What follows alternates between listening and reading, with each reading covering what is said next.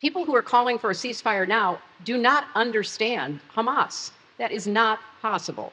It would be such a gift to Hamas because they would spend whatever time there was a ceasefire in effect rebuilding their armaments, creating stronger positions to be able to fend off an eventual assault by the Israelis. So we're in a very different world. I don't think it had to be the world we're in, but that's where we are, and we've got to figure our way. This is my video update from Sofia, Bulgaria on this Monday morning, October the 30th. Let's talk about some news, and let's start things off with the new House Speaker, Mike Johnson. He is saying that the United States is facing an axis of evil. An axis of evil. Where have we heard this before? The axis of evil.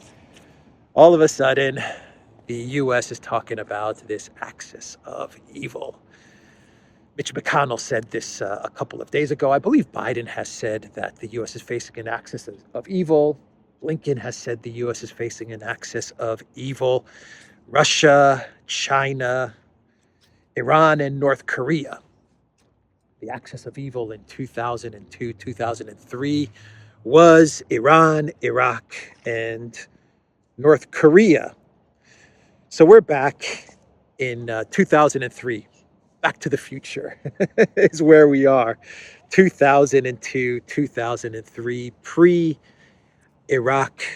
invasion. This is where we are. Axis of evil. Let's see.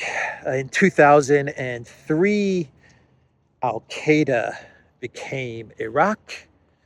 In 2023, it looks like Hamas is going to morph into Iran. This is where we are. And now you have the new House Speaker, Mike Johnson, saying that the U.S. is facing an axis of evil. The entire collective West, a coalition of the willing, will soon be going up against this axis of evil, and it is going to be focused on Iran. That's the way it looks. Anyway, Mike Johnson, he said that he will be introducing defense funding for Israel. That's the first thing that he's going to be doing as House Speaker. And Ukraine is going to have to wait. That is what he told Fox News in an interview the other day. Hannity. That is what he told Hannity in an interview the other day. And Ukraine is going to get money. Ukraine will get money. Johnson has indicated, he has hinted at the fact that that Ukraine will get money. It probably won't be the 61 billion, but it's going to be something. It is going to be something that will keep Ukraine fighting Russia while the U.S. continues to build up in its eventual conflict with Iran. That's the way things are shaking out. So we have an axis of evil, everybody. 2003, 2023. The more things change, the more they stay the same.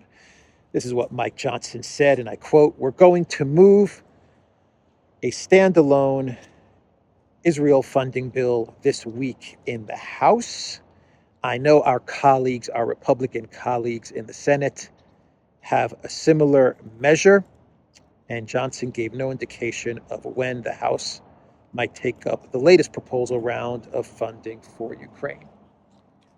So Biden wanted to lump everything together, Israel, Ukraine, Taiwan, the southern border, into a $106 billion package. Mike Johnson, he is going to split all of this up. Trump was speaking to... Where was Trump speaking? He was speaking to the Republican Jewish Coalition Conference. And in his speech, Trump, he said that, and I quote, "Every single life that is lost in this conflict is on the shoulders of Hamas and Hamas alone. And I think you have to really add in the word Iran. That's Trump. That's Trump there speaking to Republican, the Republican Jewish conference. He is starting to connect Hamas to Iran, which is what all of the political class in DC is doing. They are making the connection of Hamas to Iran, which, in my opinion, is a false connection. Hezbollah and Iran, yes. Hamas and Iran, not so much. Not so much. I'm not saying there isn't some overlap. It's a very complicated situation in the Middle East, but just like you have overlap between Hamas and Iran, you also have overlap between Qatar and Hamas. You have overlap between the United States and Hamas, Israel and Hamas. I mean, it's a very, very complicated situation, especially Hamas. Hamas is a very complicated organization and situation, and there's been a lot of state actors who have rubbed shoulders with Hamas, especially when Hamas was working to overthrow Assad in Syria, and they were actually partnered with IS and Obama Biden's moderate rebels. So this is not so simple as Iran is in bed with Hamas, so we have to go after Iran. Actually, I would say that Iran is pretty distant from Hamas, but anyway, they'll sell the connection of Iran and Hamas because they got to get this war with Iran, and that is why you are seeing such a huge buildup in the Middle East. This is from the Twitter account of Megatron, which says, breaking, approximately 50 U.S. military transport planes flew into the Middle East within 24 hours.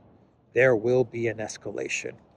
And here you can see the list of all of the military transport planes that flew into the Middle East in just 24 hours. No one's really talking about the escalation in the mainstream media, are they? They're conveniently not talking about all of these military assets and resources that are moving into the Middle East. It seems like they want to keep the American people in the dark. All of a sudden, there's going to be all of these U.S. military assets in the Middle East, and they're going to start something. We're going to get some sort of false flag or some sort of drone or missile strike hitting an American base in the region, in Syria or in Iraq, and the U.S. is going to act on it right away. And no one's going to really think about all the time it took to move all of these assets into the Middle East and into the Mediterranean. It's going to seem like it happened overnight. This is a process. This is a process that is building up, and the U.S. continues to move more and more assets on a daily basis into the region.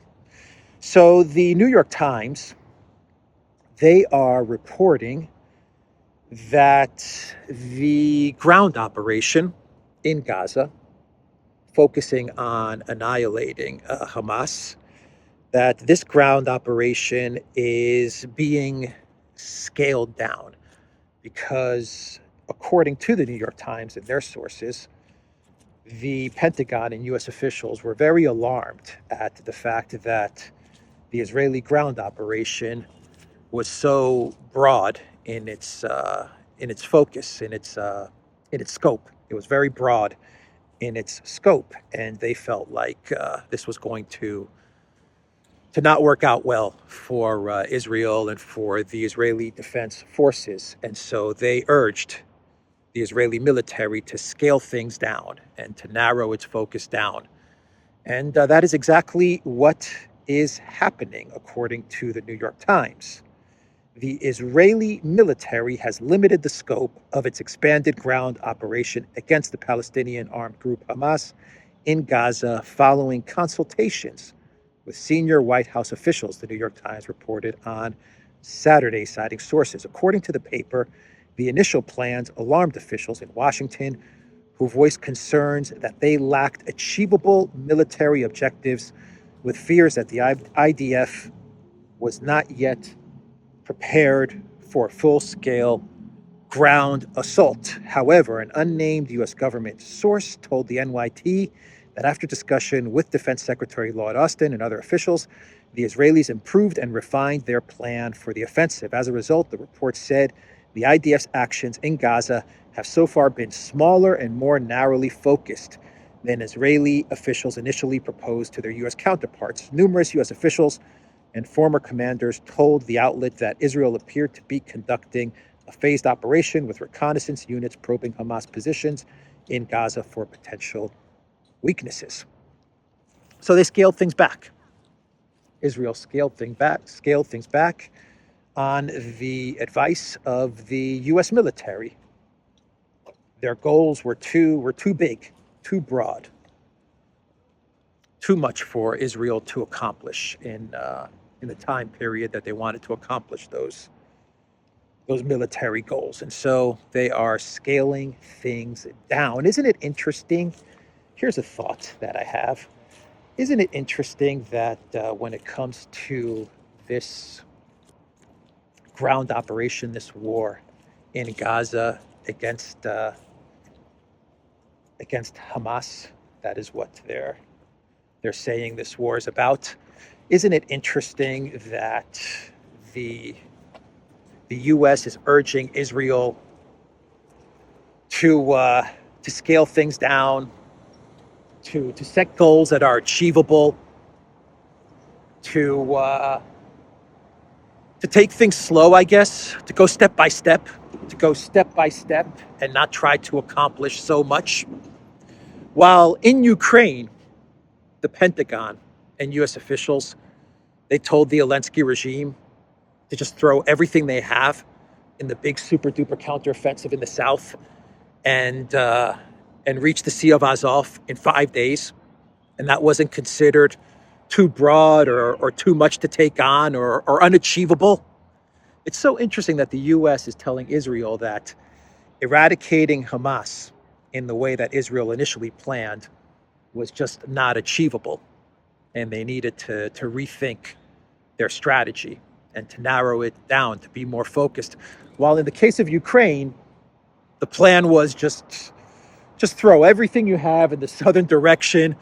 Russia, a professional army, not Hamas, a professional army, the Russian army, the Russian military, one of the most powerful militaries in the world. They were going to run away when they saw the Ukraine military approaching, and you would reach the Sea of Azov in 5 days. So just throw everything you have in the direction in the south, and we'll split that land bridge in two. It's just really, really interesting. Caution, planning, a narrow scope.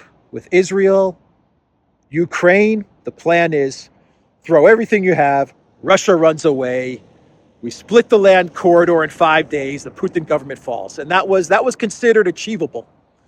That was considered a good plan. That wasn't considered broad. That wasn't considered crazy. That wasn't considered any of those things. Anyway, let's move on here. Let's move on and talk about Jake Sullivan, the massive, the beautiful, the huge Alexander Nevsky Cathedral here in Sofia, Bulgaria.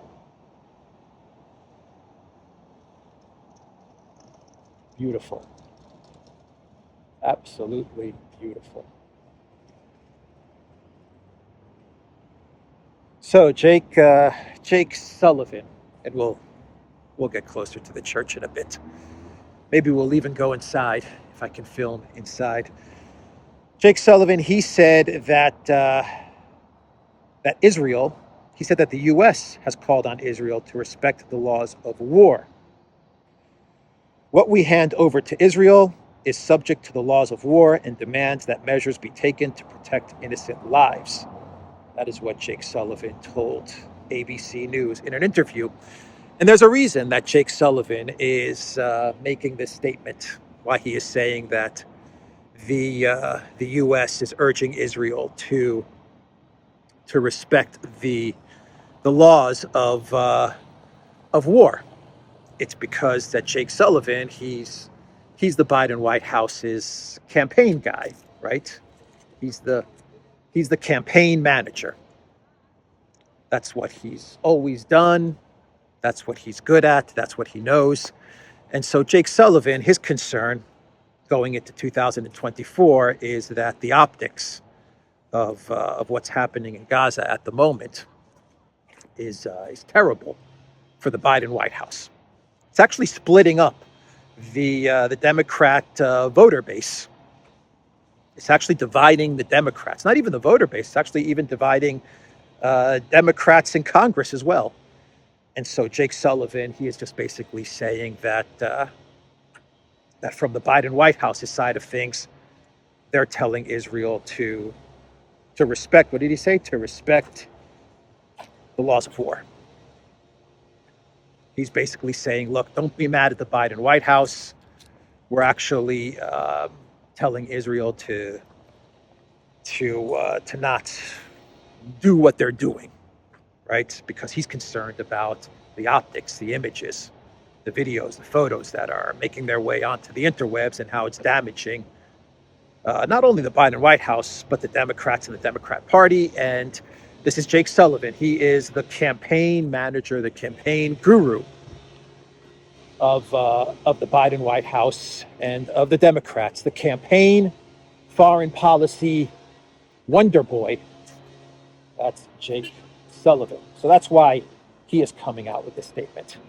So yesterday we had an incident, an interesting incident that took place in Dagestan at the airport of Makhachkala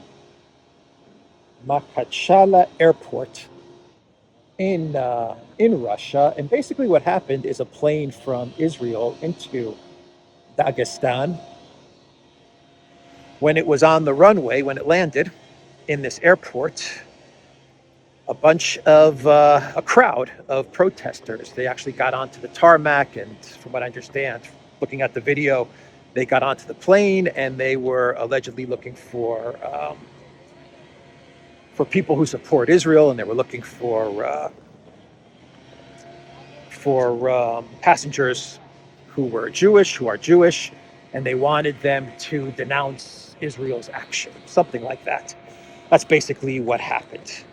And things looked to get pretty violent from the video. I mean, the crowd was from the videos that came out, they were kind of going after these passengers in their anger from the events that are unfolding in Gaza. Keep in mind, these are Muslim residents of Dagestan. And these images, they made their way onto the interwebs, and a lot of people, including Zelensky, they were saying that Russia has an anti-Semitism problem. Zelensky actually, I wonder if I have his tweet. I'm not sure if I have Zelensky's tweet. Let me see. Because he made sure that he was going to take advantage of this event, which I believe was or is some sort of CIA PSYOP. Give me a sec. Let me see if I have what Zelensky said. Here we go. I do have it. Okay. This is from the Twitter account, the Twitter X account of Zelensky. Appalling videos from Makhachkala, Russia, where an angry mob broke into the airport searching for Israeli citizens on the flight from Tel Aviv. This is not an isolated incident in Makhachkala, but rather part of Russia's widespread culture of hatred towards other nations, which is propagated by state television pundits and authorities. So I'm sure everyone has seen the videos that have come out from this airport scene. From what I understand, the Russian authorities, they arrived onto the scene, they arrested some people, other people fled, and that was that. I think this happened at another airport as well. I'm not sure if it was in Dagestan or somewhere else in Russia as well. This happened. I forgot the name of the city and the airport.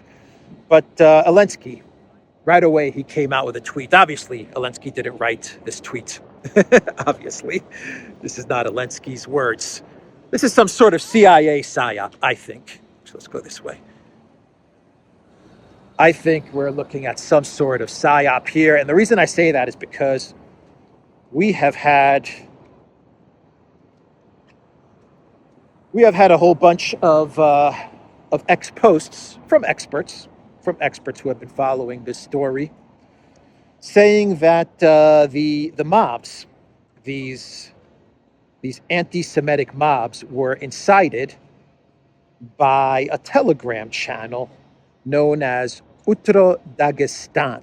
And according to Leonid Ragozin, his Twitter account, he says, Dagestan Telegram channel has posted a detailed 19-clause instruction for anti-Semitic protesters, which it has helped assemble at Makhachkala airport, where a plane from Israel has landed. It includes forcing all passengers to publicly damn the state of Israel. Ukraine-based fugitive politician Ilya Ponomaryov identified himself as the channel's investor back in May. Ponomaryov works on setting up Russian volunteer units fighting for Ukraine under the auspices of Ukraine's military intelligence, the HUR. And Mark Ames says Dagestan Telegram channel that incited anti-Semitic mobs is linked to Ilya Ponomarev, Russian anti-Kremlin exile in Kiev, who has worked closely with Ukraine's military intel on destabilization ops in Russia, e.g. Neo-Nazi Russian Volunteer Corps attacks. Anyway, that's basically what these journalists and analysts are saying happened. It was a Telegram channel called Dagestan, but this Telegram channel is actually run by this guy, Mayerev, who was a Russian, from what I understand, or Russian-Ukrainian. He was in Russia. I think he was actually in the Duma, even. I'm not sure what his backstory is. But he actually went into exile into Ukraine, and he's now super supportive of the Zelensky regime. And he invests in these Telegram channels and runs PSYOPs for these Telegram channels. And what these Telegram channels do is that they present themselves as pro-Russian, but they're actually funded and backed by Ukraine, which essentially means they're funded and backed by the SBU and the CIA. Remember that New York Times article the other day, which said that the CIA and the SBU are pretty much one and the same? I talked about this in my video from Prague, like 3-4 days ago. And it was a very detailed article from, I think it was either the New York Times or the Washington Post. And they detailed how the SBU and the CIA, it's just basically the same organization. So when we say the SBU or Ukraine Intel or Ukraine PSYOPs, we really mean CIA PSYOPs. I mean, there's really no difference. Anyway, this Telegram channel presents itself as pro-Russian nationalist channel, whatever it presents itself as. But what it really is run by the Ukraine intel services. That's it. And so these people in Dagestan, I guess they fell for it. This Telegram channel incited them to go to the airport and to do what they did. And then they got the videos and the photos out there in order to smear Russia and to smear Putin. And then Zelensky had his tweet all queued up. Believe me, this is not Zelensky writing this stuff. This is a tweet that was already pre-prepared, and it was all queued up, waiting to go. That's my opinion on what happened. I think it's pretty clear. what's going on here. Of course, you have the NAFO guys and all of these trolls on Twitter X saying that this guy that's reporting on this Leonid Ragozin, they're saying he's FSB, and everyone that's saying that this Ultra Dagestan channel is pro-Ukraine, is an FSB Putin agent. Okay, whatever. Who even cares? Who even cares? Is this Ultra Dagestan channel owned by Ukraine? Does it have Ukraine SBU investors? Yes or no? That's the only question that needs answering. If it does, then there you have it. Then you know who is behind inciting this violence at this airport. All right, let's keep moving. Let's keep moving now. How about this post from, who is this from? Is this from Bloomberg or the Washington Post? I think it's the Washington Post or the New York Times. I don't know. The more this conflict drags on in Ukraine, the more I'm just mixing up all of these Collective West media sites. Anyway, this is one of those Collective West media sites, and they had a story, an update on Ukraine's front lines with the title, "On Ukraine's Front Lines, Soldiers Show Steely Determination, but they also experience burnout, depression, divorce, and a lot of PTSD." Man. Boy, they just can't admit that Russia won. They can't admit that they're losing bad. So they always have to try to spin it in some positive way, right? Steely determination on the front lines. Ukraine soldiers are showing steely determination. But, right? It's like saying, what's it like saying? It's like saying this boxer is showing steely determination to win the fight. But both of his eyes are swollen. He can't see. His hands are busted up and broken. He's tired. His legs are shaky and wobbly. And when he went to his corner, his cut man told him that his best friend is sleeping with his wife. I mean, that's basically like what they're saying, you know? Just admit it. The boxer lost the fight. Boxer lost the fight. Ukraine lost this war. Get to a ceasefire. Get to negotiations. Save your country. Save whatever's left of your country. But that's not what's going to happen. Johnson's going to give some money to Ukraine so Ukraine can continue to fight Russia in the neocon hope that they're going to be able to sufficiently distract Russia as the conflict in the Middle East builds up and widens. That is exactly what I think is going to happen. I hope I'm wrong. But that's where we're heading towards. So we have news that Kiev is going to cut off the gas transit to the EU. Naftogaz came out with an announcement. It said that the agreement that it has in place to allow gas to move from Russia via Ukraine into the EU is going to end in 2024. There is a contract dispute between Naftogaz and Gazprom, and that's the real reason why they're cutting off the gas, because Naftogaz is saying that Gazprom owes it money, and Gazprom allegedly is not paying or says it doesn't owe it money. Gazprom is actually saying that Naftogaz owes it money. Anyway, there's a money issue between these two companies, and that's the real reason why Naftogaz is going to cut off the gas transit, because it feels like it's getting slighted. It's not getting the money that it's owed. And so it's going to cut off the gas transit. But what they're saying is that publicly they're saying they're cutting off the gas transit because Russia is a hostile actor. And by 2027, the EU is going to be completely rid of Russian energy, zero Russian gas by 2027. So Ukraine is saying we might as well, by 2024, we might as well just be done with, oh, you know what I have to show you? The lion. I'm glad I saw it right there. Let me show you the lion, and then we'll go into the church, if we can film inside of the cathedral. There's actually a street here, so I got to be careful as I cross.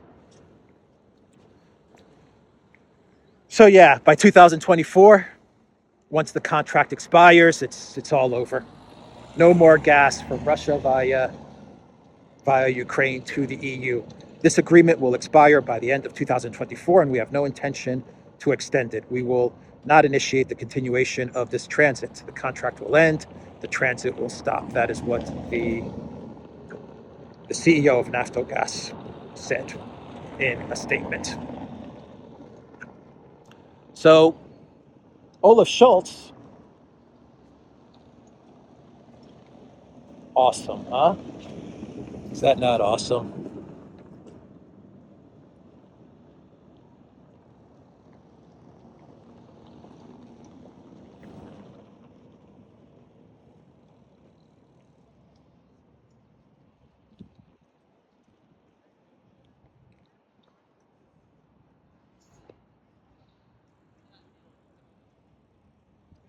There's the lion. Looking at the cathedral. Protecting the city of Sofia.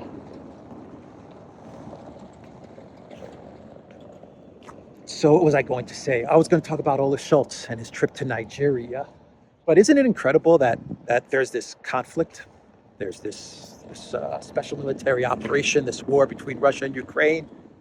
And Russia continues to move gas through Ukraine, even up to today, all the way up to the end of 2024. And it's not going to be Russia that's going to break off the contract. It's going to be Ukraine that's going to break off the contract. Well, they're not going to renew the contract. They're not going to renew the contract. That's pretty incredible. The EU is desperately looking for alternative sources of natural gas. In 2024, they're not even going to have the Russian gas that's transiting through Ukraine. That's going to be over with. Of course, you have Nord Stream.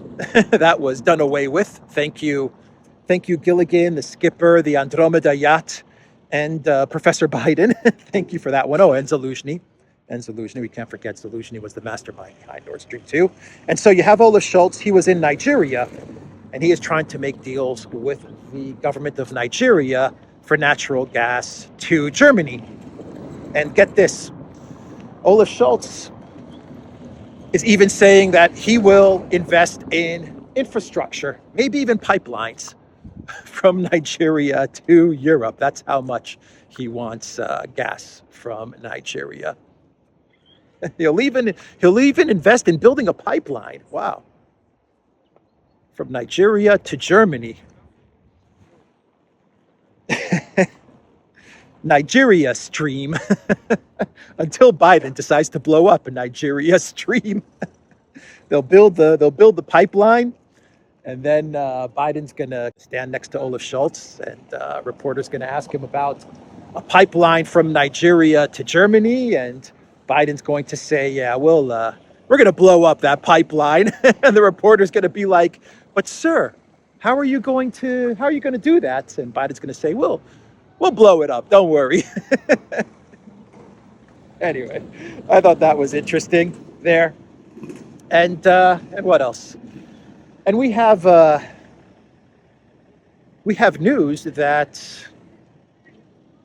Ukraine is going to actually be increasing their electricity prices from 2024.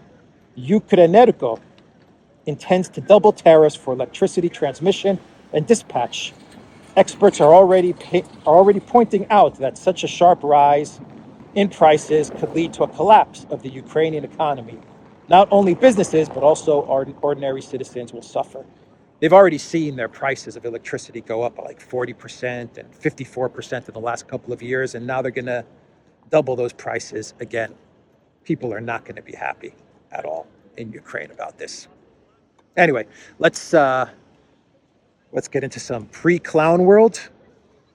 and then we can get into some clown world territory. Pre-clown world, we have the Chinese foreign minister, Wang Yi, saying that a meeting between Biden and Xi may not happen. Don't get your hopes up. He's talking about the summit that is going to take place in a month in San Francisco. And Wang Yi is saying that Xi may not attend this summit, and there may not be a meeting between Biden and Xi. I talked about this in my video yesterday, that the U.S. told Politico that they're close to getting a meeting between Biden and Xi Jinping, but the Chinese foreign ministry is saying, nope,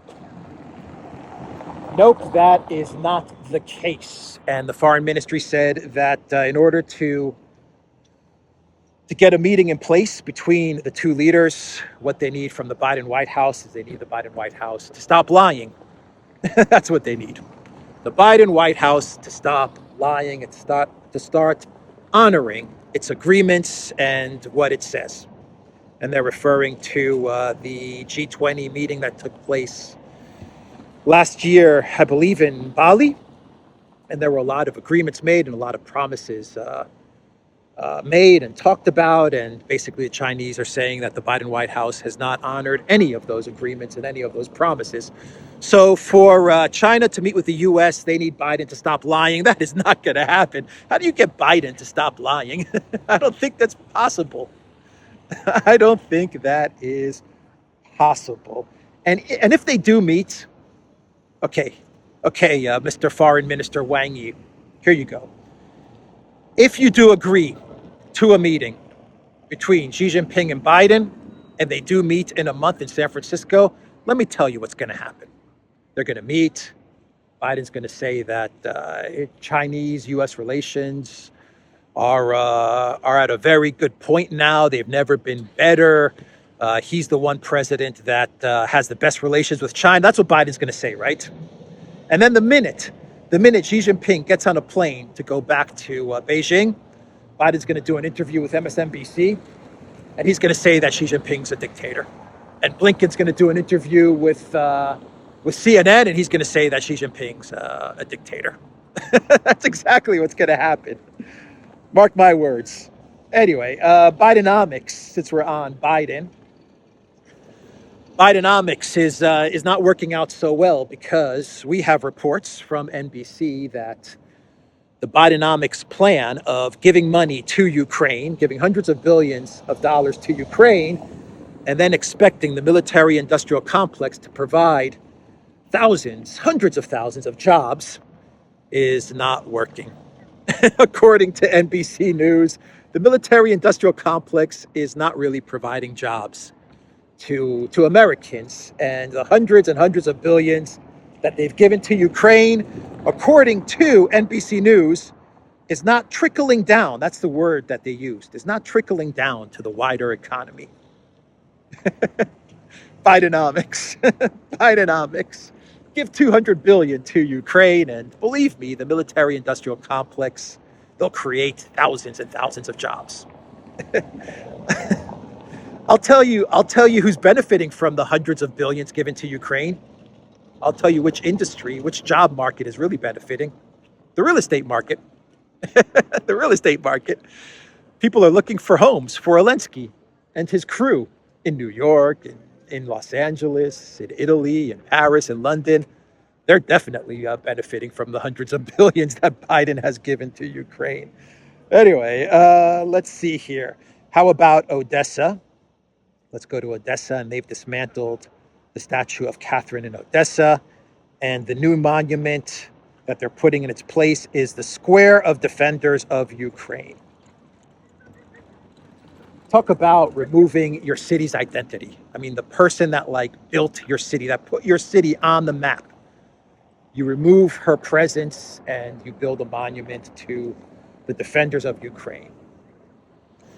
We'll see how long that monument is in place, and I have a feeling eventually, in the near future, the statue of Catherine will be back in this square where it belongs.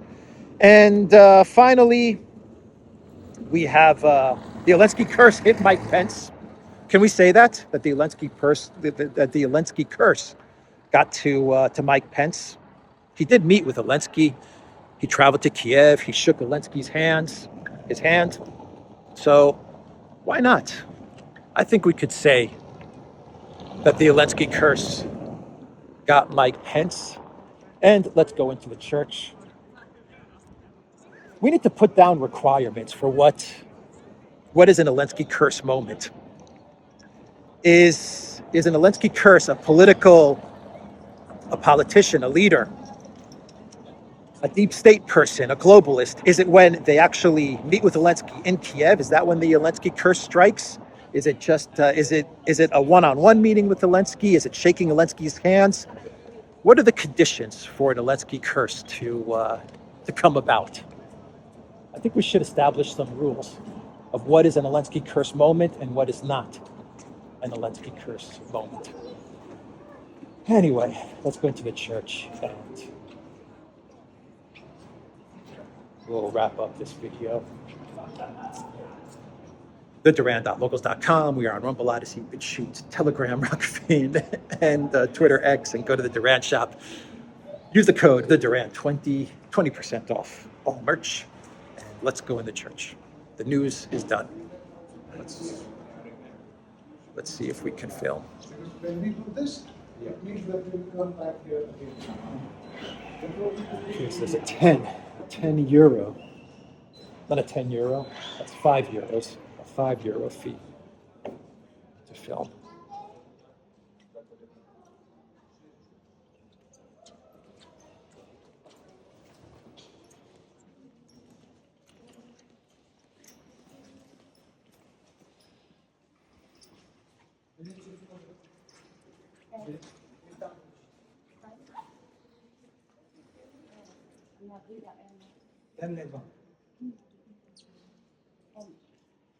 Ой, за видео.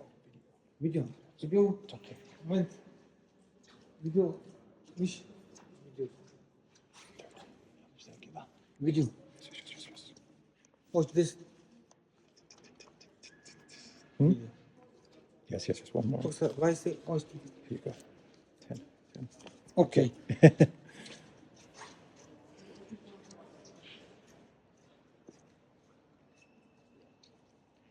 30 lev, 15 euros.